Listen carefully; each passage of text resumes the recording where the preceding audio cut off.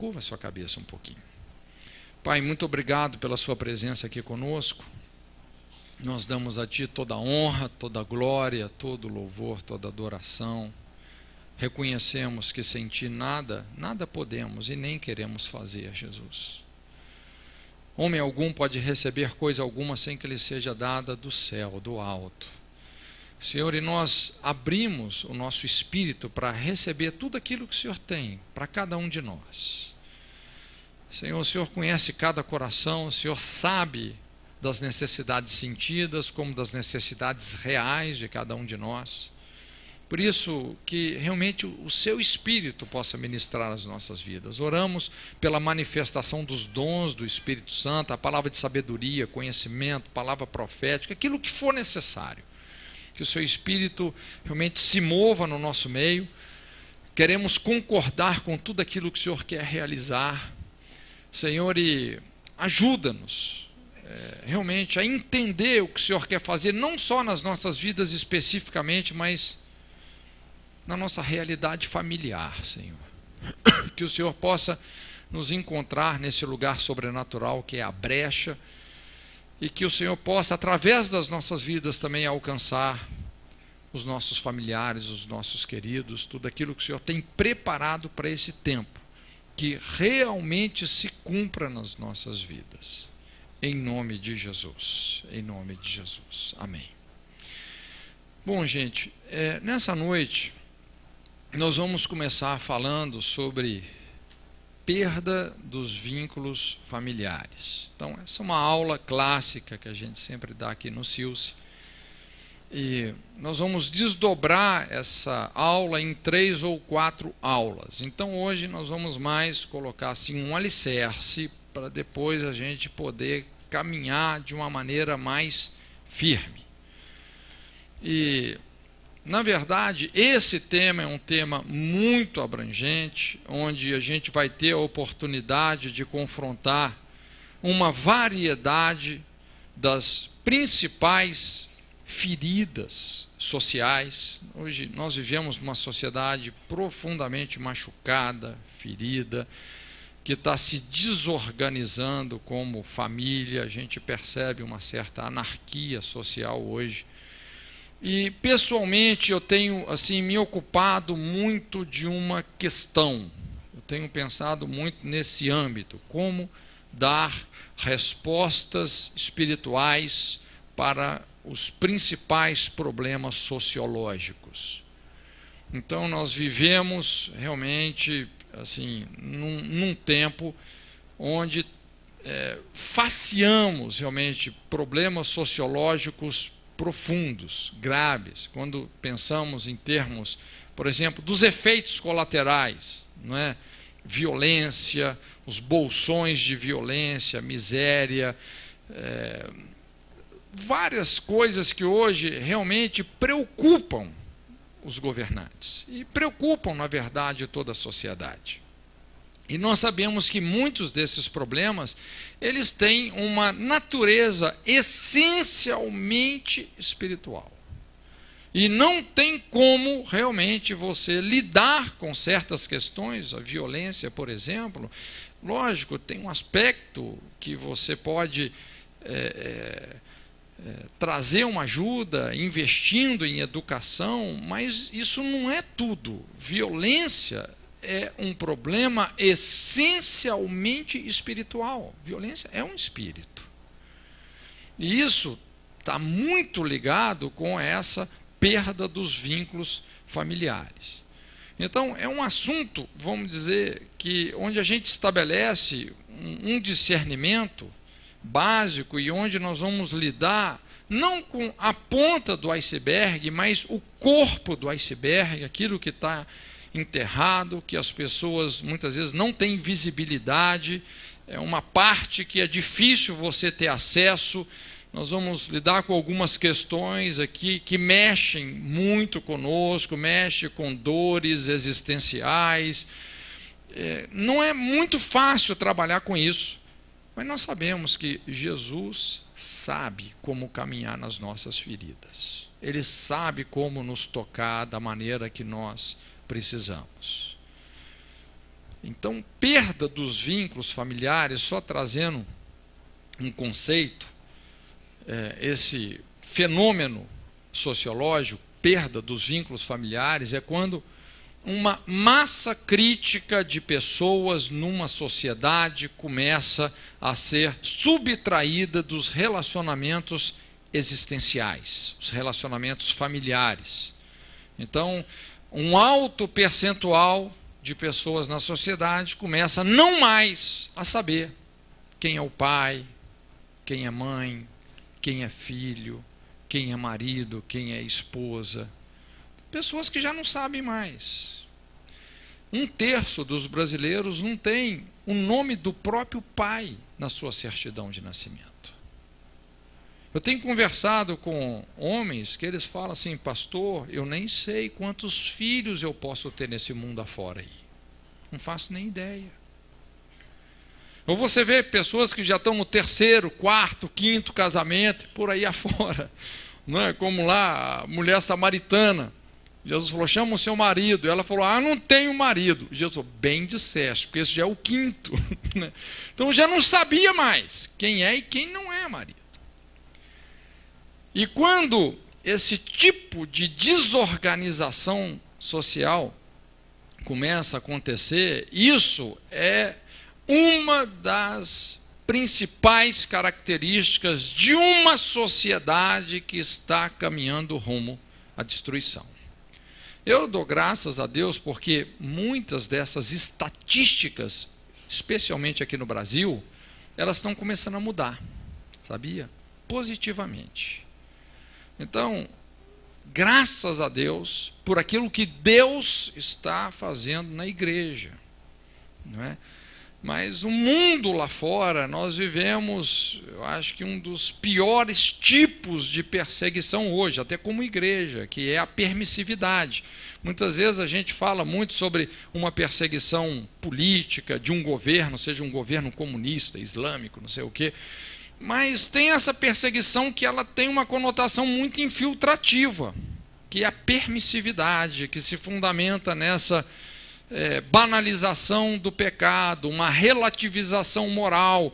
Então, já não existe mais pecado, não é? Tudo é relativo, depende do seu ponto de vista. E começa uma permissividade, onde o inimigo vai se infiltrando na vida das pessoas e matando a vida espiritual delas, de dentro para fora. Então, realmente é um tempo assim bem complicado. E o que a gente observa hoje é uma nova configuração da família. É comum você ver casas, por exemplo, que ali tem a avó, a mãe e a neta. Já não tem mais a presença masculina. Então, muitos homens, na verdade, eles estão morando sozinhos, não é? A gente vê uma certa inversão de valores sobre vários aspectos. Os heterossexuais não querem se casar, os homossexuais estão brigando pelo direito de casar, o homem virando mulher, a mulher virando homem. A gente vê uma anarquia assim, generalizada, e isso é altamente desafiador. E tudo isso está desembocando numa proposta de família que é extremamente terrível. Porque, obviamente, ninguém desiste da família. Todo mundo quer ter uma família. Mas hoje, a proposta, o modelo de família, né, que está sendo proposto é esse. Tudo bem, eu quero uma família, mas eu não quero o matrimônio. É um modelo de família sem o matrimônio. E esse modelo de família sem o matrimônio, sem fidelidade conjugal, queridos, é altamente satânico, maligno. É totalmente fora dos planos de Deus. Isso não dá certo. Isso não dá certo. Isso produz escravidão na vida das mulheres, isso produz filhos fracos, imaturos. Não sei quantos viram essa reportagem que saiu numa das grandes revistas do Brasil, dizendo como que um retardamento emocional Hoje, em média, as pessoas estão se tornando maduras entre 40 e 50 anos de idade. Até os 40 anos, é aquilo, são os playboys e as desperate housewives. A pessoa vai amadurecer mesmo com 40, 45 anos, aí que bota a cabeça no lugar. Olha, né, é importante ter compromisso, ser fiel. Aí que as pessoas vão amadurecer. Então hoje a gente observa realmente um processo assim de retardamento emocional sobre vários aspectos, muita gente fragilizada, debaixo de uma série de perseguições espirituais. Realmente é uma arena, assim, um quadro extremamente desafiador. E, na verdade, a essência do problema tem a ver com isso: perda dos vínculos familiares. É muita gente que está crescendo sem o amparo, sem a presença, sem a supervisão, a educação de um pai, ou de uma mãe, ou de um matrimônio. Porque, veja bem, gente, o matrimônio também é uma pessoa. É uma pessoa jurídica, mas é uma pessoa que tem uma consciência, tem um propósito, tem uma identidade. É um referencial, gera uma proteção sobre a vida dos filhos.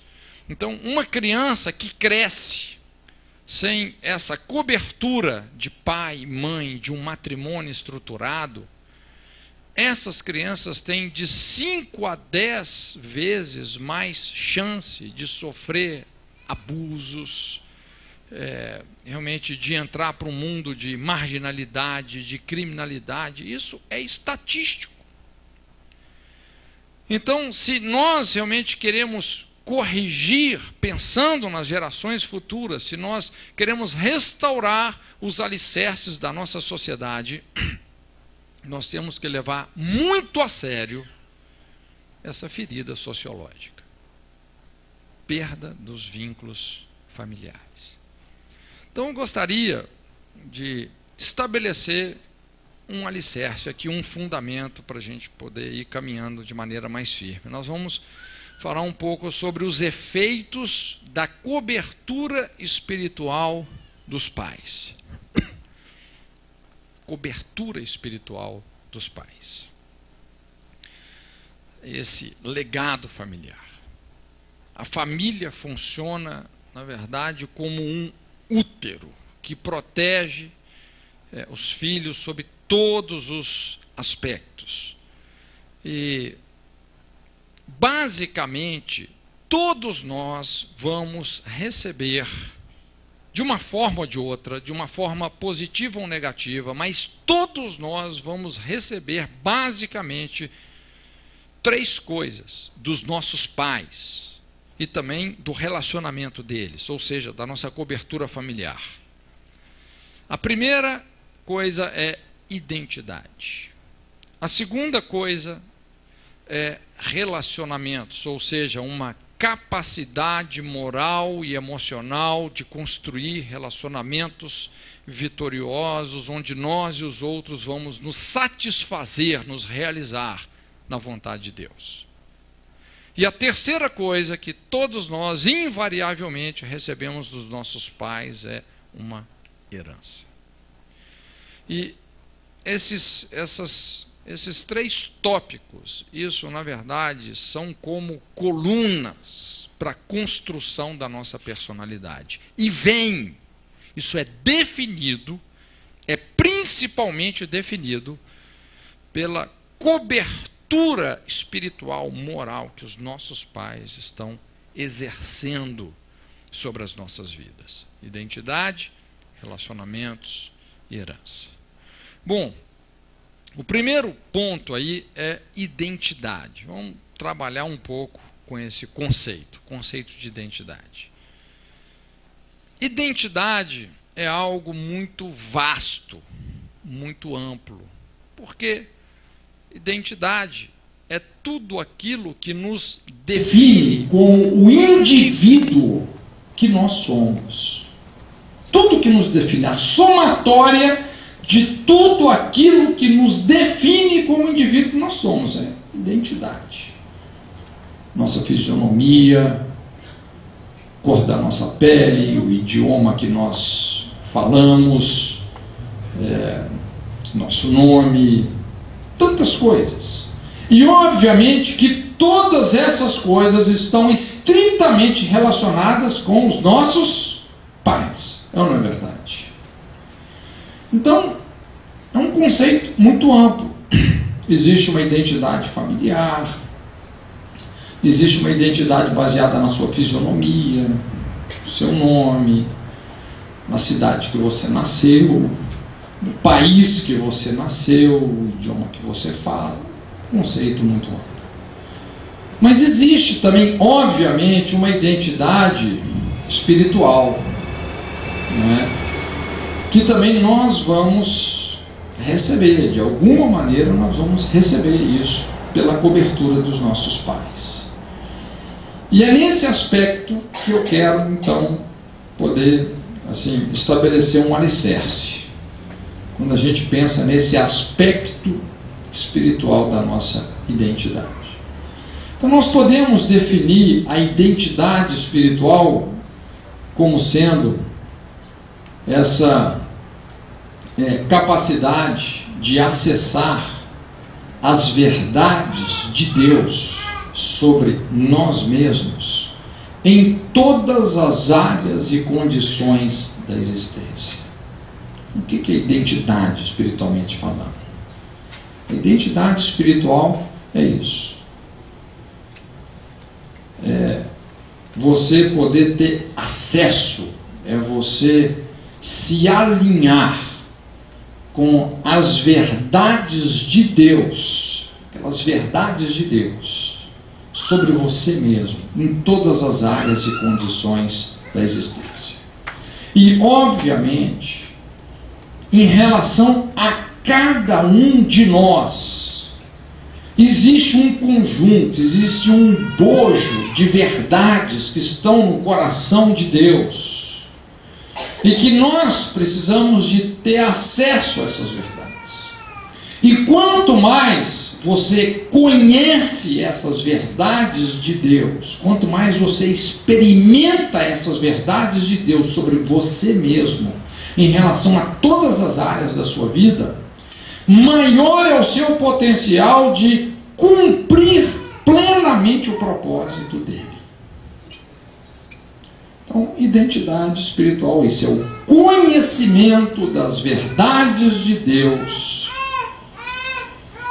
em relação a nós mesmos em todas as áreas e condições da existência.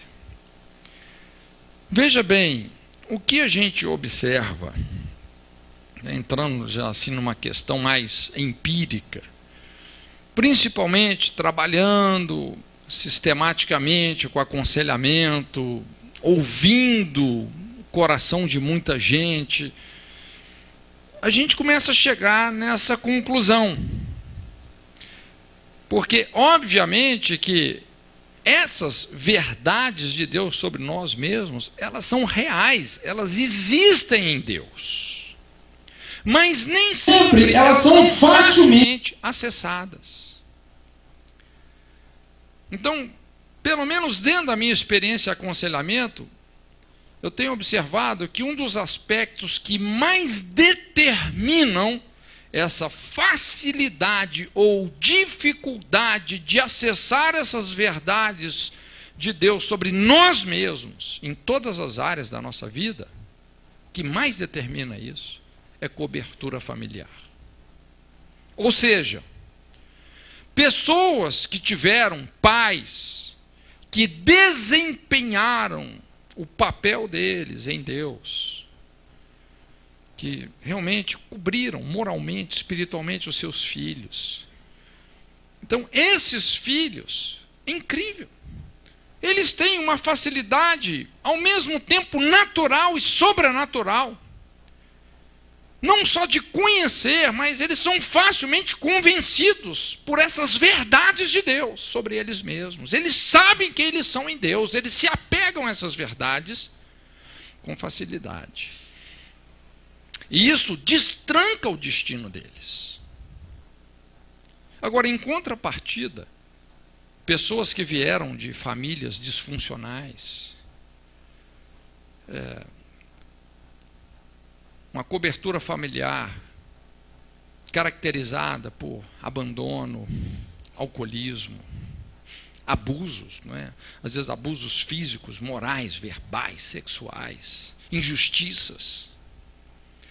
Essas pessoas que vieram de famílias assim fragmentadas, divórcio precoce,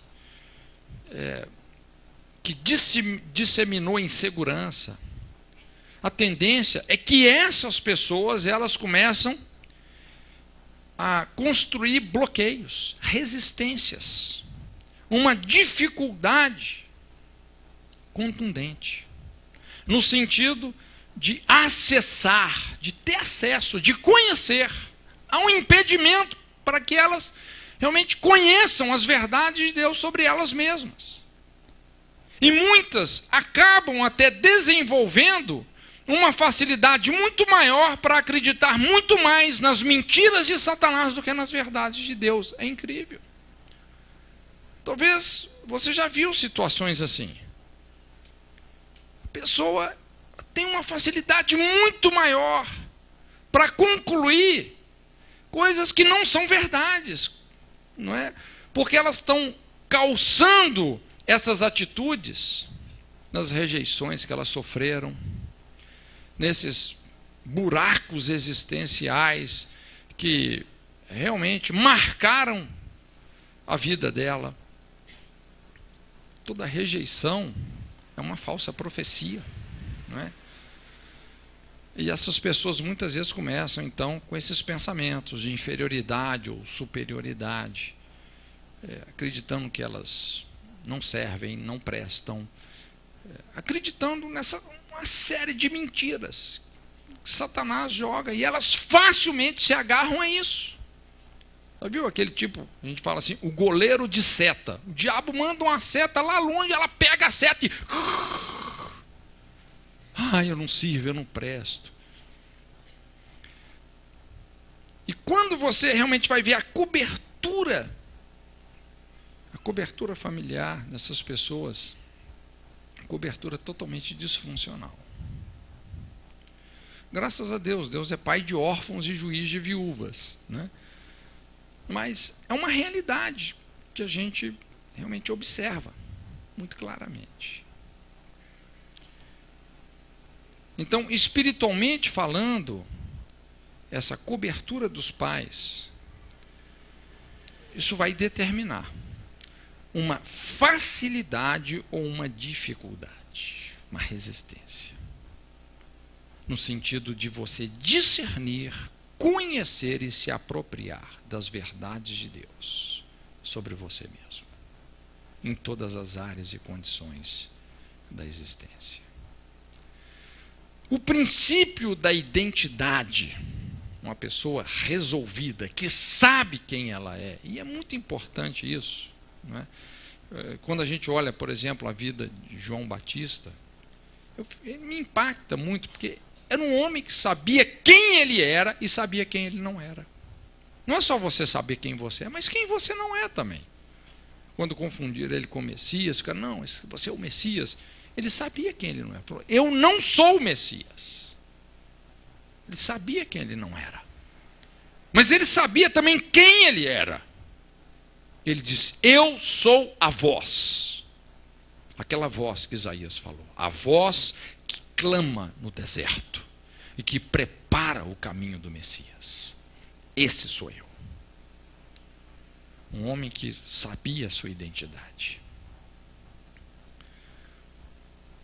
Na verdade, o princípio da identidade vem pela afirmação do Pai. Principalmente a afirmação do Pai. E, lógico, num mundo como esse, que é um mundo de orfandade, isso é algo que tem sido escasso. Mas a afirmação do Pai produz identidade. A gente pode ver isso no próprio exemplo de Jesus. Quando Jesus foi começar o seu ministério, ele se sujeitou ao batismo de João. E quando ele estava sendo batizado por João, ali no Rio Jordão, a Bíblia fala que o Espírito Santo desceu sobre ele em forma corpórea de pomba. E uma voz rasgou os céus. O pai estava afirmando a identidade do seu filho, dizendo: este é o meu filho amado em quem eu tenho prazer. Olha a declaração do pai. Este é o meu filho amado.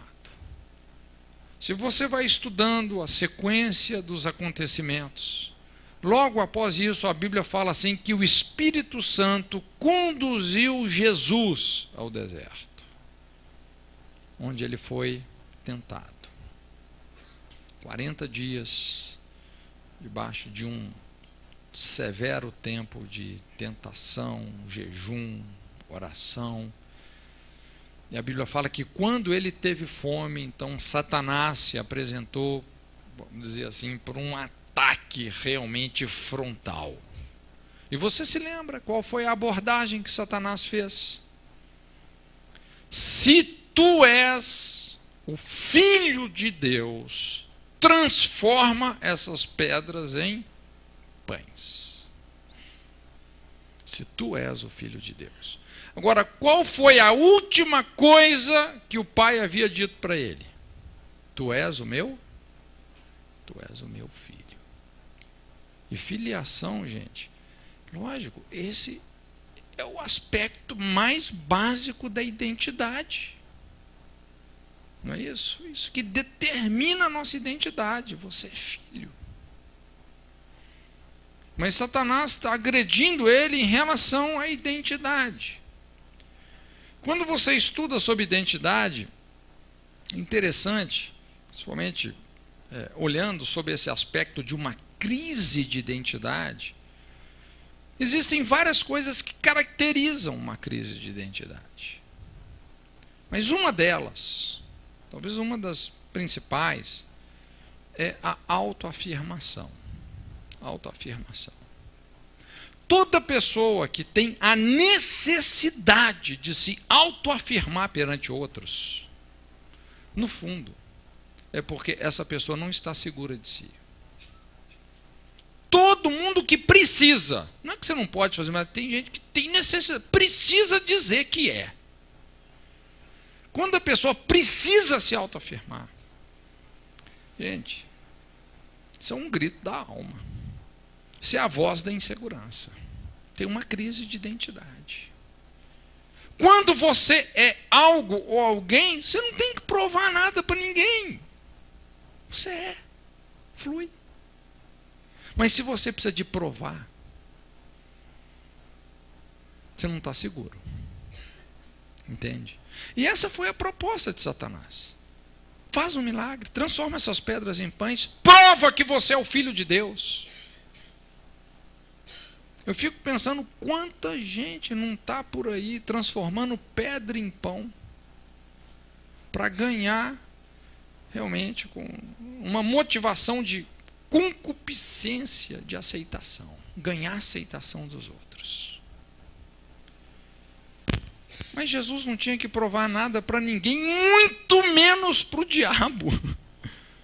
E Jesus falou para Satanás: olha, Satanás, eu fico com aquilo que o Pai me falou. Eu tenho a afirmação do Pai.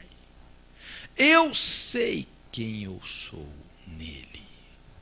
Eu não tenho que provar nada para ninguém. Nem só de pão viverá o homem, mas de toda palavra que procede da boca de Deus. Ele sabia quem ele era, porque ele tinha a afirmação do Pai. Mas quando você não tem a afirmação do Pai, você começa a fazer esse jogo. O que move você é rejeição, é comparação, é competição. Você morde a isca. Aí você quer provar para os outros, entra numa disputa, sempre fora da balança, se sentindo inferior ou superior.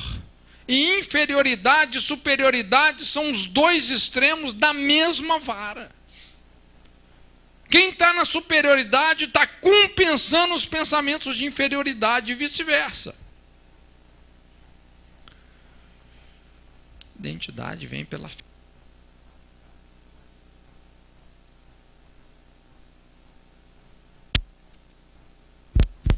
Som. Opa.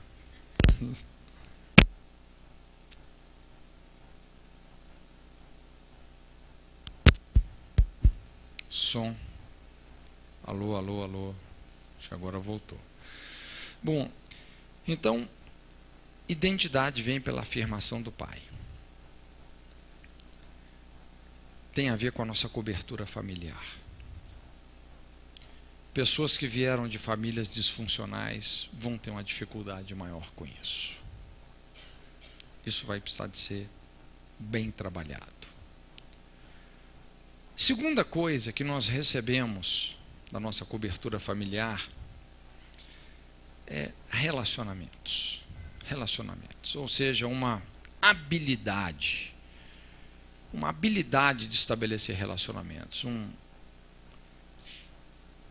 um amadurecimento emocional. Quando você tem uma cobertura familiar ajustada, saudável, então isso vai fazer com que você amadureça, no sentido de aprender a respeitar as pessoas, cultivar bons relacionamentos. E é lógico que isso tudo é resultado de um processo. Um perfil de confiança, intimidade. Isso poderá ser construído ou destruído em virtude da cobertura familiar. Porque quando você pega valores como confiança, como confiabilidade, intimidade, essas coisas não caem de paraquedas na vida de um indivíduo. Principalmente confiança, que é a base de todo relacionamento. Não existe um bom relacionamento sem confiança. E não existe confiança sem integridade.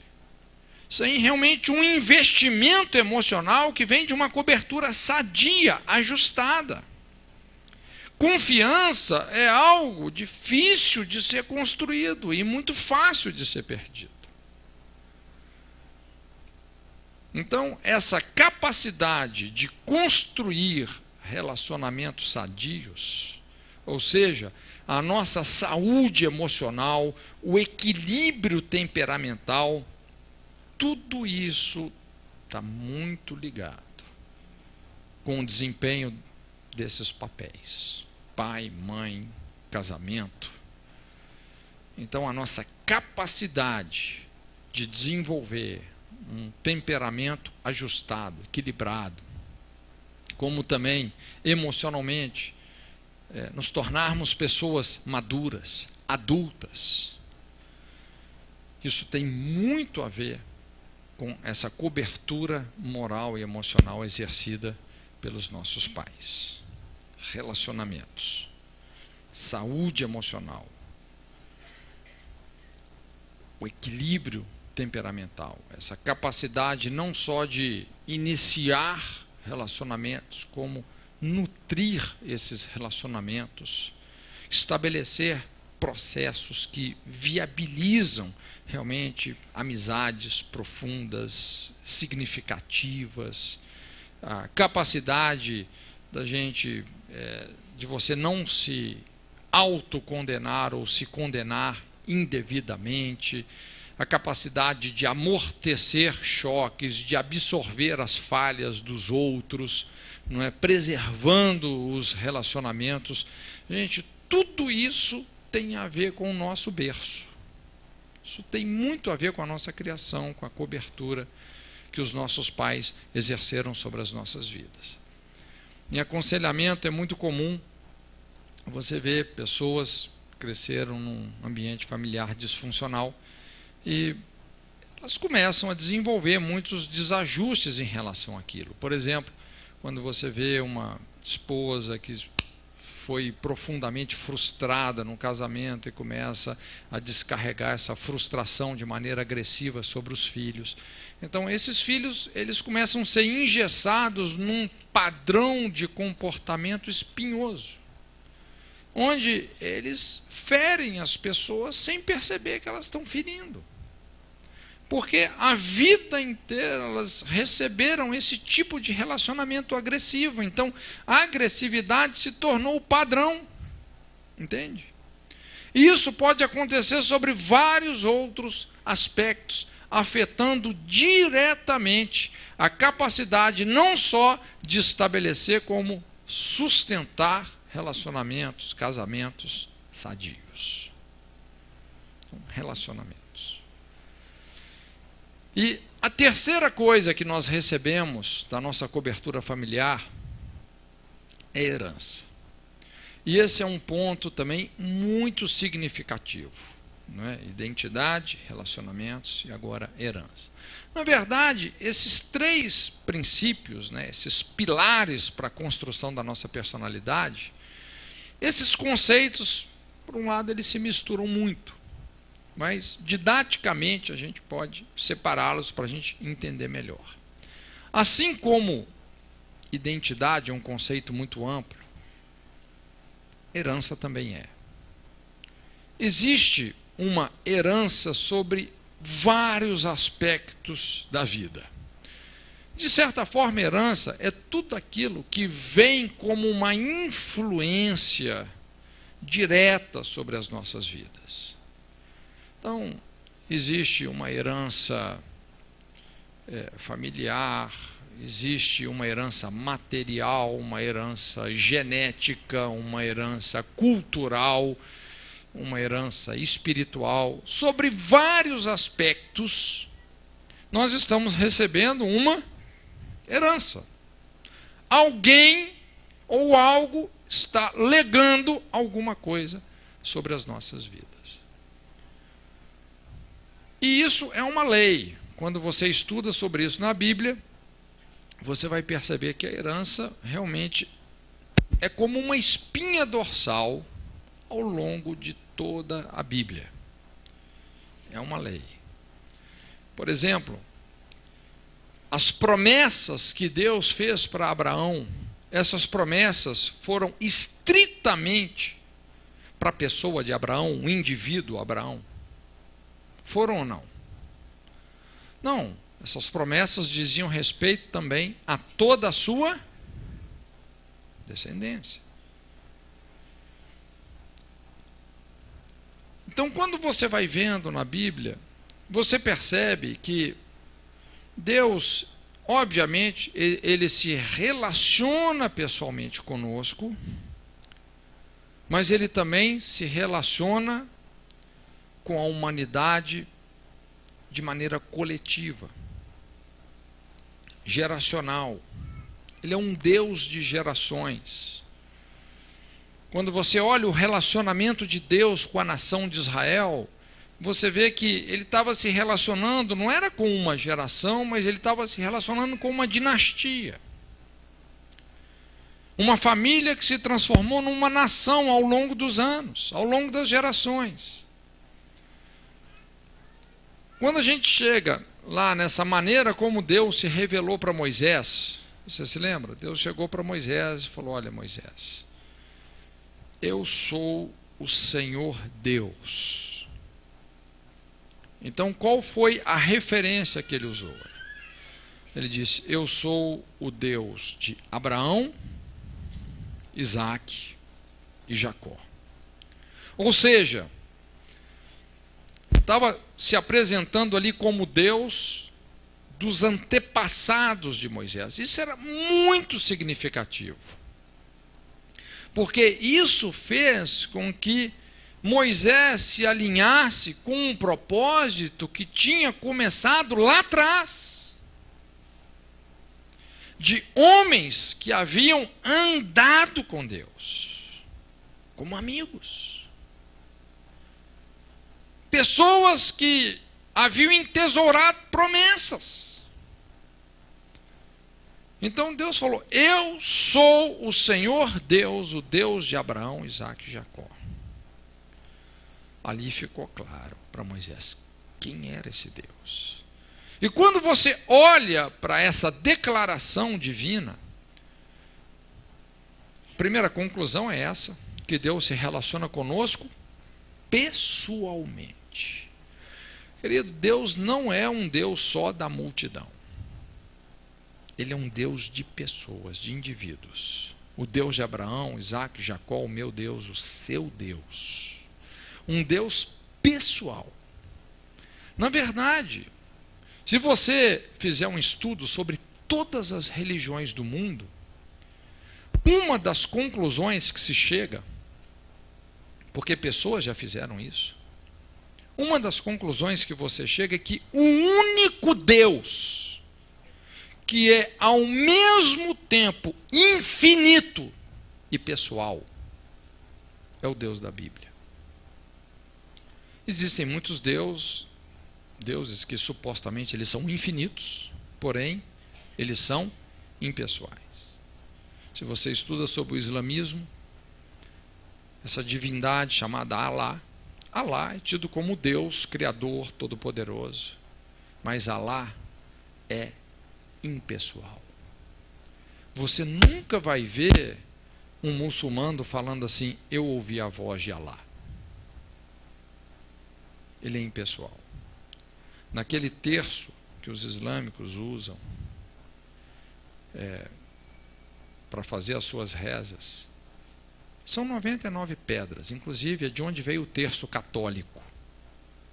A pedra que falta para completar as 100 pedras é paternidade. Allah é tudo, mas ele não é pai. Não existe pessoalidade. Entende? Ou você vai na Índia, você vai ver muitos deuses que eles são pessoais, mas eles são finitos. O macaco é um deus, a vaca é um deus, rato é outro deus. Mas é só um rato. Entende? É pessoal. Ontem eu estava vendo isso num documentário lá na Discovery, né? O cara comendo a mesma comida do rato. Uma coisa até nojenta, né? O único Deus que é ao mesmo tempo infinito e pessoal é o Deus da Bíblia. Ele é pessoal. Jesus disse: as minhas ovelhas ouvem a minha voz. E essa declaração divina também revela Deus não só como um Deus pessoal, mas um Deus geracional. Um Deus de gerações, que se move ao longo das gerações. E isso é muito importante. Aqui vem o conceito de herança, principalmente das heranças espirituais. Eu sei que na nossa cultura ocidental, que é uma cultura basicamente individualista, isso não faz muito sentido. Mas, gente, cultura não está acima da escritura. Nós temos que nos adaptar ao que a Bíblia ensina, não é verdade? Deus se relaciona conosco numa dimensão de gerações. E aqui entra, então, esse princípio que nós chamamos o princípio do entesouramento das promessas. Porque quando você obedece a Deus, inclusive Deus resumiu isso lá no Decálogo, nos 10 mandamentos, da seguinte maneira. Ele fala assim: eu, o Senhor, faço misericórdia até 1000 gerações daqueles que me amam e que guardam os meus mandamentos. Eu não sei se você já parou para pensar nessa declaração. Olha o impacto da nossa obediência. Se você é uma pessoa que ouve a voz de Deus e obedece, não é só você que vai ser abençoado. Deus, ele está empenhando a sua palavra, que ele vai revelar misericórdia, graça, para a nossa descendência numa esfera, numa dimensão de 1000 gerações. Gente, é um negócio até difícil da gente contabilizar isso. Olha o poder da obediência.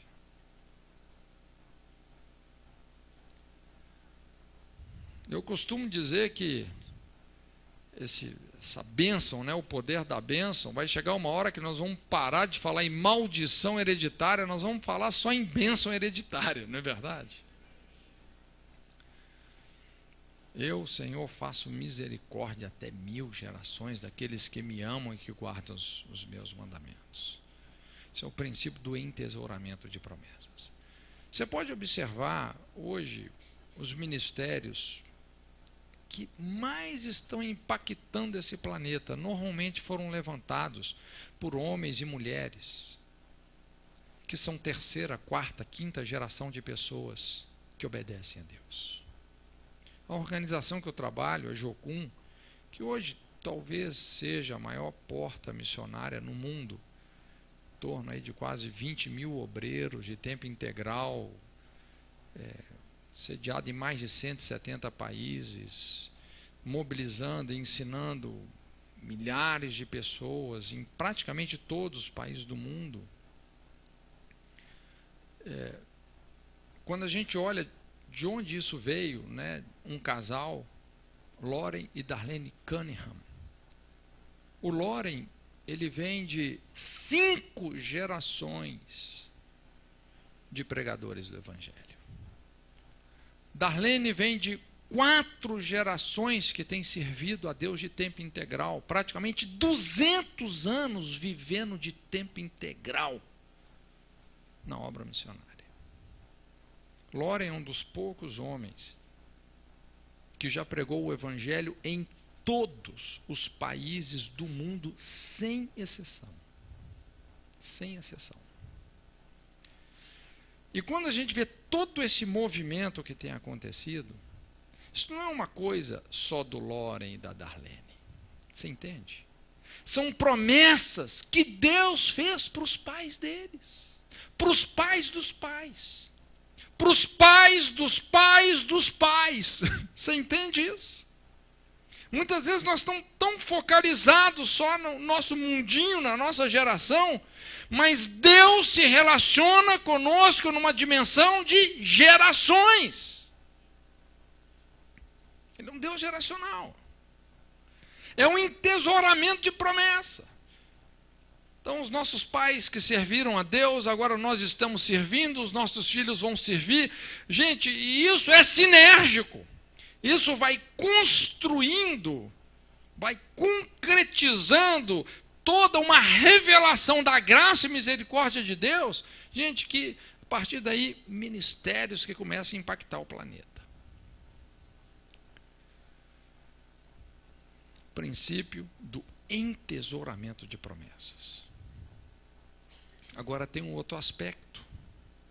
Quando a gente pensa em heranças, lógico, tem esse aspecto que é o dom redentivo, é a obediência que entesoura promessas para sucessivas gerações, não é? Que faz com que a graça e a misericórdia de Deus sejam reveladas geração após geração, mas tem um aspecto da desobediência, do pecado. Esse é o aspecto difícil.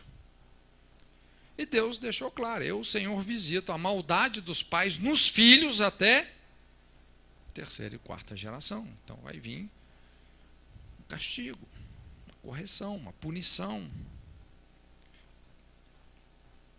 que vai acontecer também numa dimensão geracional.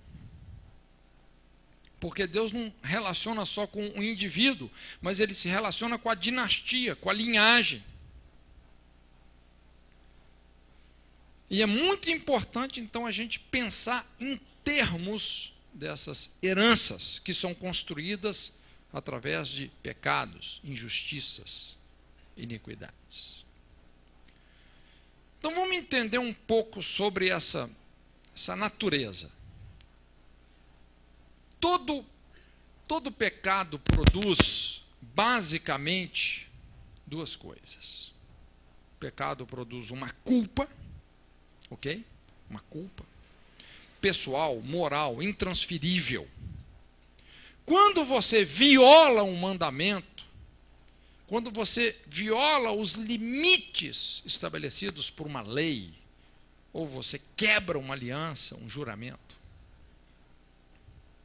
quando você transgride uma lei,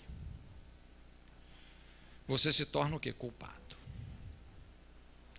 Ou seja, você vai responder por isso. Não é o outro que vai responder, é você. Então, todo pecado produz uma culpa pessoal, moral, intransferível.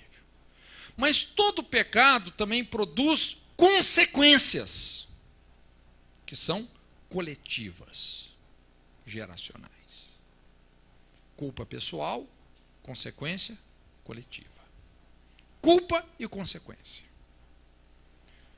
Quando você peca, um pai que abandonou a família, que adulterou, abandonou a esposa e filhos, pessoas inocentes vão sofrer por causa da irresponsabilidade, da imoralidade desse marido, desse pai. Bom, na verdade, o pecado, ele semeia um campo de injustiça muito vasto, fazendo com que muita gente inocente sofra. São as consequências. Entende? A culpa é pessoal, mas as consequências são coletivas. Nesse aspecto, vamos até dizer, lidar com a culpa do pecado não é tão difícil. Agora, lidar com as consequências, olha, não é fácil. Pecado que deixa sequelas que são irreversíveis. Não é verdade? Então, para a gente entender melhor o impacto dessas consequências, que é onde, vamos dizer, está associado o princípio da herança. Não é? A responsabilidade, quando a gente fala de culpa e consequência, nós estamos falando dessas duas leis. A lei da responsabilidade e a lei da herança. Responsabilidade e herança. Pensando nessa lei da herança, uma situação que há alguns anos aconteceu, acompanhei um pouco de perto. Uma mulher, essa mulher veio de uma vida afundada na promiscuidade. A uma certa altura, então, ela acabou descobrindo que havia contraído o HIV. Inclusive, naquela época, isso era assim uma notícia aterrorizante. Pouco tempo depois, ela, na vida dela, veio se engravidar. Nasceu o filhinho. E foi constatado que essa criança também era aidética. Inclusive, essa criança chegou a falecer com 5 aninhos de idade. Eu me lembro, a irmã dela se revoltou com Deus por causa disso e tal. Eu atendi a irmã dela. Quando você pensa numa situação como essa, você vê uma criança que nasceu aidética, faleceu precocemente, por causa da imoralidade, da devassidão da mãe. Você olha um quadro como esse. A gente poderia levantar essa questão, puxa vida, em relação a essa criança, isso é justo? Isso é justo, gente? Quando você pensa na criança, isso é justo? É ou não é? O problema é que se a gente falar que se não é justo, então nós estamos dizendo Deus é injusto. A gente sabe que Deus não é injusto. Mas colocando a coisa de uma outra forma, vamos pensar de um outro jeito. Vamos dizer que você, a sua família, você é o filho único. Seus pais foram pessoas muito bem-sucedidas, muito trabalhadoras, empenhadas, construíram um patrimônio enorme. Eles vêm a morrer. Todo esse patrimônio que eles construíram, isso vai ficar para quem? Para quem? Para você, não é? Isso é justo?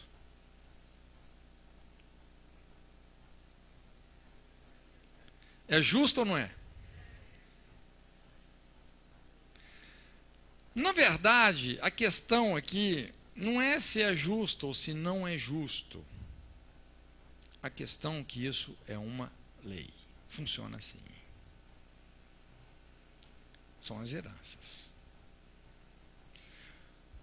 Esse conceito, as heranças espirituais, vamos dizer, embute um conceito estranho de justiça. Porque não é aquele conceito de justiça baseado no merecimento. Não é um conceito de justiça que se baseia no merecimento, você entende? Mas se baseia na filiação. Então você recebe consequências, não é porque você mereceu ou deixou de merecer, mas porque você é filho. Herança vem pela cobertura familiar. Por que essa criança nasceu aidética? Ele mereceu isso, gente? Ele tem alguma culpa por ter nascido aidético? Ele tem culpa? O que ele tem? A consequência, a herança. Isso ele tem. Ele não tem absolutamente culpa nenhuma, mas a consequência ele teve.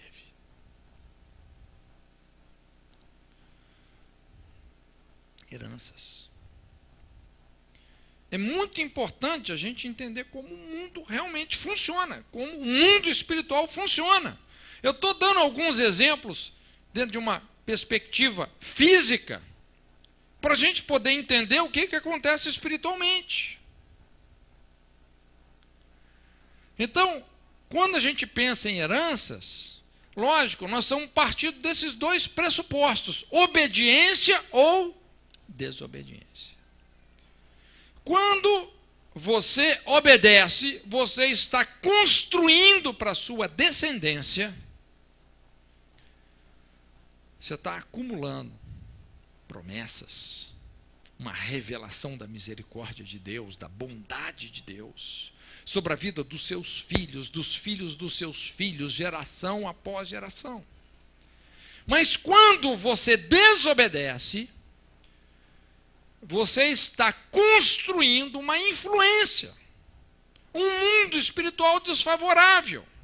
Você está autorizando uma perseguição espiritual de natureza correspondente à iniquidade, à injustiça que você está praticando.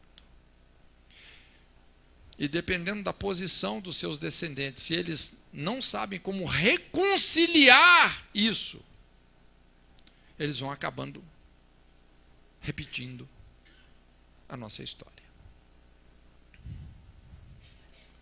Só tem uma coisa que pode fazer que eles não repitam a nossa história. É quando eles se posicionam sacerdotalmente, perdoando, confessando intercessoriamente as iniquidades geracionais, reconciliando as gerações. A gente vai explicar isso bem melhor depois. Então você entende? Heranças têm a ver com consequências. São as influências resultantes, seja da nossa obediência ou da nossa desobediência que não foi redimida. Lógico, uma influência não é uma obrigação. Não quer dizer porque meu pai andou num caminho errado, espiritualmente falando, que agora eu estou obrigado a repetir o que ele fez. Não, uma influência não é uma obrigação, mas é um impacto. Não é? Quando a gente pensa nessas duas leis, responsabilidade e herança, qual lei é superior? É a lei da responsabilidade.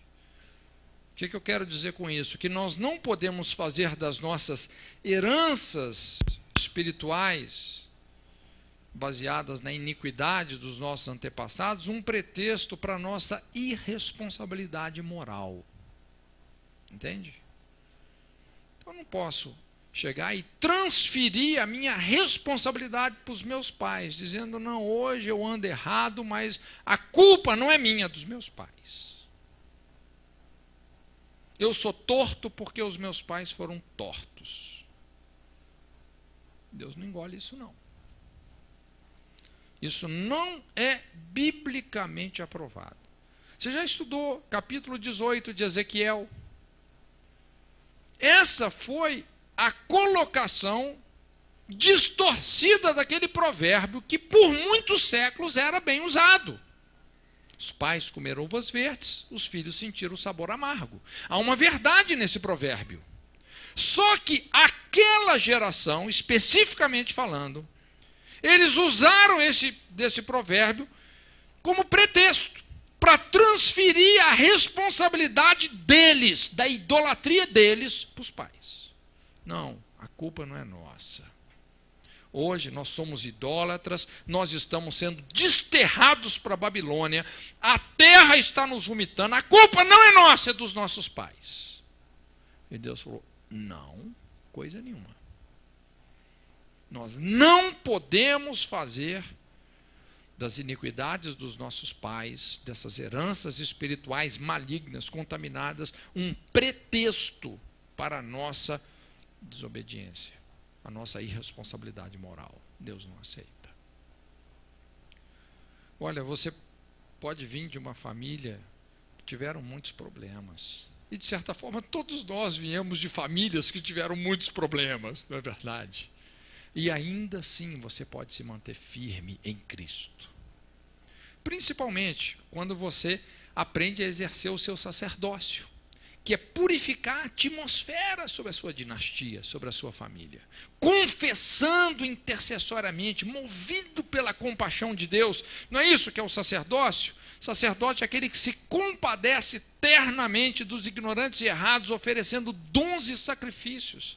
Então, movido pela compaixão de Deus, você confessa intercessoriamente as iniquidades dos pais, dos antepassados, você perdoa, você promove no mundo espiritual essa reconciliação entre as gerações.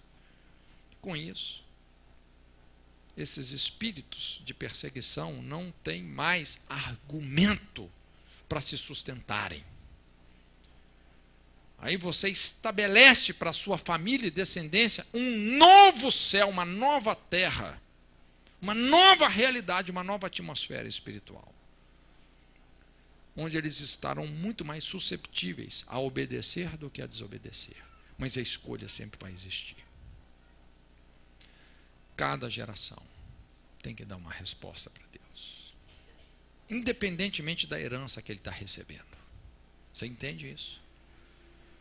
A lei da responsabilidade está acima de qualquer herança. Mas nós não devemos ignorar as heranças. Não devemos. Padrão de iniquidade que já vem se repetindo. Também aquela cultura que já se formou em torno de determinados desvios, pecados, iniquidades. Esse discernimento para você realmente mudar o que tem que ser mudado é fundamental. Lógico que uma pessoa que, por exemplo, veio de uma família com uma cadeia de alcoolismo, não é? Essas perseguições são latentes. E é muito importante a gente saber como redimir isso. As influências estão ali do espírito de vício. E se a pessoa não sabe como redimir essas influências, como o ditado fala, água mole em pedra dura, tanto bate até que fura. Uma influência não é obrigação. Mas no momento que você se fragiliza, ela pode ganhar uma força tão grande e você cede. E quando você cede à influência, ela toma autoridade.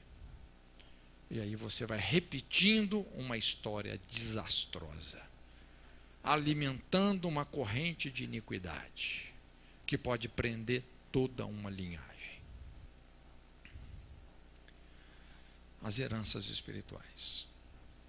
Então a herança tem muito a ver com essa capacidade de concretizar ideais, você frutificar, você viver de acordo com o propósito para o qual você foi criado, isso pode ser viabilizado ou abortado em virtude da cobertura familiar. Vocação e dons poderão ser trancados ou liberados na vida dos filhos. É muito comum você ver, por exemplo, pais que difamam o destino dos filhos. Comum você ver pai e mãe que continuamente eles estão proferindo palavras negativas, até mesmo malignas, em relação à identidade, o futuro dos filhos. Você não vai ser nada, você não presta, você nunca vai ser ninguém. E se essas mentiras, essas falsas profecias, se esse filho não tem a maturidade de crucificar isso, se corresponde a essas mentiras com amargura, esse programa acaba rodando, sendo instalado, né, na história da pessoa.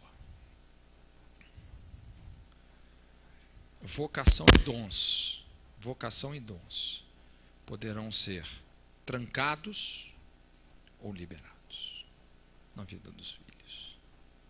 Herança.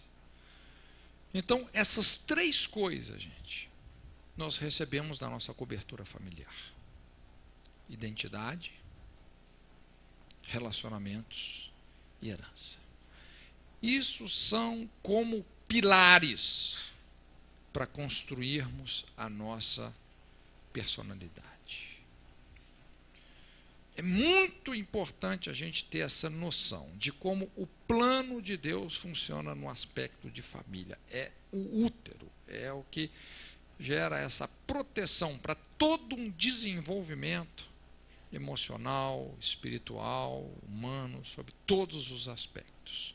Quando essa cobertura familiar é ferida, é traumatizada, é fragmentada, nós vamos sofrer perdas significativas nesses três campos. Hoje a gente vê muita gente com crises de identidade, inclusive na profundidade da sexualidade. Pessoas que já estão confusas em relação a que sexo elas pertencem.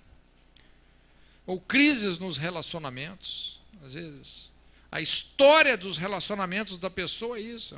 É sempre uma história de relacionamentos começados e terminados traumaticamente. Também a herança, o destino, os dons, o chamado, essas coisas começam e podem ser totalmente comprometidas e inviabilizadas. Mas de outra forma, é lógico, se você em Cristo estabelece uma cobertura familiar, um casamento ajustado, funcional, sadio, nós vamos construir o propósito de Deus na vida dos nossos filhos nesses três aspectos. Isso vai funcionar realmente como pilares. Filhos fortes, que têm identidade, que constroem relacionamentos sadios, que vão entrar realmente no plano das promessas que Deus estabeleceu para eles. Amém? Curva a sua cabeça agora, então, em nome de Jesus.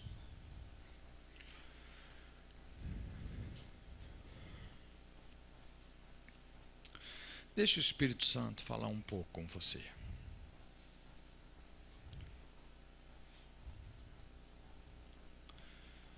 Obviamente, nenhum de nós aqui viemos de uma família perfeita. Os nossos pais cometeram erros, todos eles. Falharam não só em falar, como representar a Deus para cada um de nós.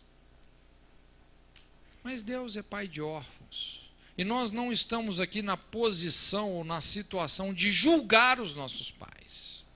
Jamais devemos fazer isso. Mas nós estamos aqui para ser um canal da compaixão de Deus em relação a eles.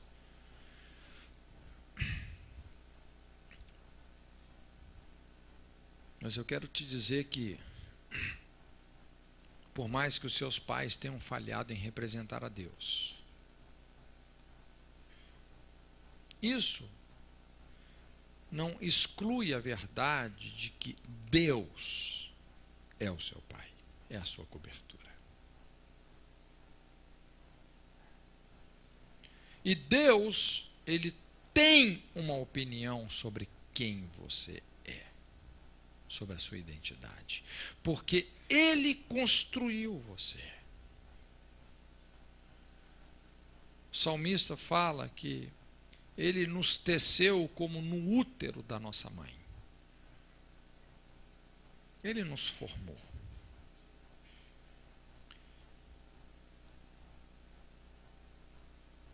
Então pergunta para Deus: Senhor, quem eu sou? Deixa Ele responder no seu espírito quem você é. Deixa Ele afirmar a sua pessoa, a sua identidade. Abre os seus ouvidos para Deus agora. Toda rejeição é mentira. Toda rejeição é falsa profecia, que você tem que aprender a julgar e condenar. Deixa Deus falar com você quem você é. Porque é a partir disso que os seus relacionamentos vão ser restaurados, que a sua herança vai ser viabilizada. É a partir da sua identidade, de quem você é nele, toda a verdade de Deus sobre você mesmo. Ouça isso de Deus.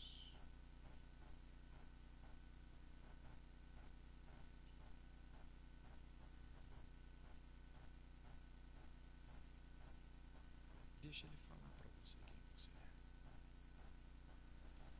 Qual é o seu dom? Qual é o seu chamado? O propósito dele? O seu valor, a sua importância? Você é imagem e semelhança do Altíssimo.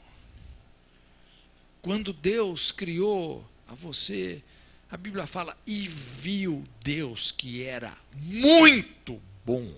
Muito bom. Você é um tesouro.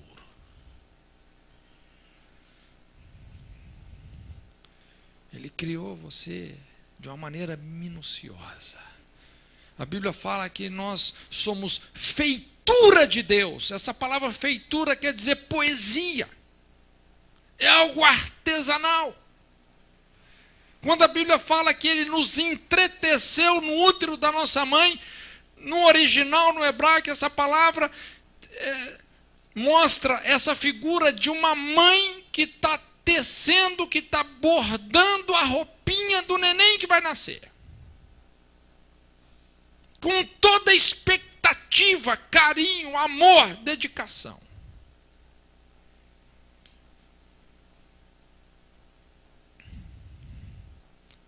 Deixa Ele falar para você quem você é.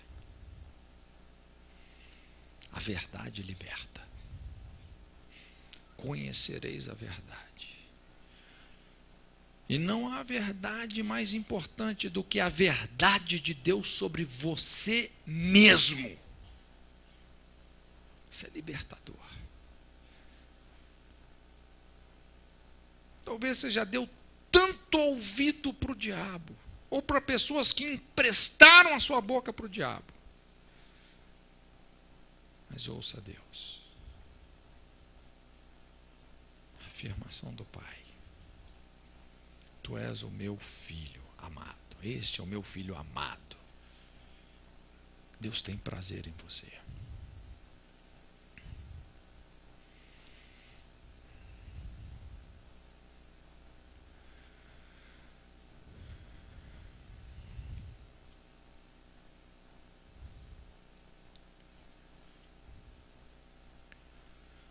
Senhor, muito obrigado por esse tempo. Nós queremos dizer sim e amém para toda a sua verdade. Para tudo aquilo que o seu Espírito está falando com cada um de nós. e para tudo aquilo que o seu Espírito quer realizar nas nossas vidas, famílias, relacionamentos, nós dizemos sim e amém. Vem sobre as nossas vidas. Guia-nos segundo a sua verdade. Dá-nos essa maturidade espiritual de julgarmos as mentiras, as falsas profecias e realmente inclinarmos os nossos ouvidos à sua voz, conhecendo e recebendo a sua verdade, andando nela, Senhor, de tal maneira que os nossos relacionamentos sejam curados e a nossa herança seja viabilizada. Libera, Senhor, o nosso destino. Solta essas âncoras que têm nos prendido, Senhor. O Senhor se apresentou a Moisés como o eu sou o que sou. E nós sabemos que tudo que nós precisamos que o Senhor seja, o Senhor será. O Senhor é o Pai de órfãos. Ainda que a nossa mãe se esquecesse de nós, todavia o Senhor jamais se esqueceria. O Senhor literalmente nos tatuou nas palmas das tuas mãos. O Senhor nunca se esquece. O nosso nome está escrito na palma da sua mão, Senhor. Toma-nos nos teus braços. Libera sobre as nossas vidas graça, verdade, o seu propósito, em nome de Jesus. Amém. Amém, queridos. O Senhor te abençoe.